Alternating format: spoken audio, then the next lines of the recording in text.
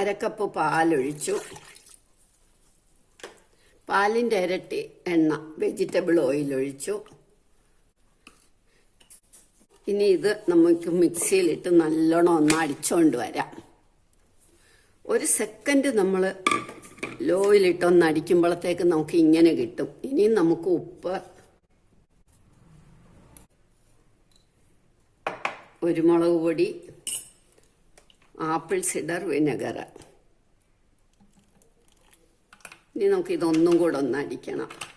ഇതേമാതിരി ഒന്നടിച്ചാൽ മതി, അപ്പോഴത്തേക്ക് ഇത് ശരിയാകും.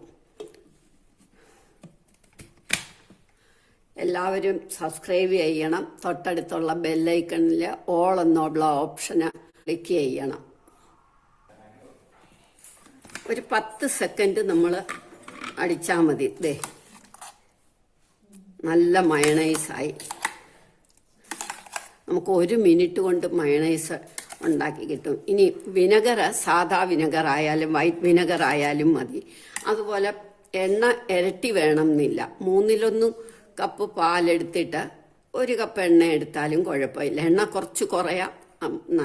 ഭയങ്കര കട്ടിയാവണമെങ്കിൽ എണ്ണ ഇരട്ടി ഒഴിക്കണം. കുറച്ചൊന്ന് അയഞ്ഞു മതിയെങ്കിൽ പാല് കൂടുതലാക്കിയാൽ മതി നമ്മൾ. പക്ഷെ എണ്ണ എപ്പോഴും കൂടുതൽ നിൽക്കേണ്ട എണ്ണയാണ്. ഇനി നമുക്കിത് കുപ്പിയിലേക്ക് എടുക്കാം. ഇനി നമുക്കിത് പാത്രത്തിലാക്കി വെച്ചാൽ ഫ്രിഡ്ജിലേക്ക് വെച്ചാൽ 1 മാസമോ 2 മാസമോ നമുക്ക് കുട്ടികൾക്കൊക്കെ കടയിൽ നിന്ന് മേടിക്കണ്ട. 1 മിനിറ്റിൽ നമുക്ക് മയണൈസ് റെഡിയാക്കാം. Vegetarian mayonnaise. നമ്മുടെ മയണൈസ് റെഡിയായി. ചിപ്സോ ഫ്രഞ്ച് ഫ്രൈയോ എന്ത് വേണേലും കൂട്ടി നമുക്ക് കഴിക്കാൻ റെഡിയായി. എല്ലാവരും ഇത് ട്രൈ ചെയ്ത് നോക്കണം. ഇഷ്ടമായെങ്കിൽ ലൈക്ക് ചെയ്യണം, സബ്സ്ക്രൈബ് ചെയ്യണം.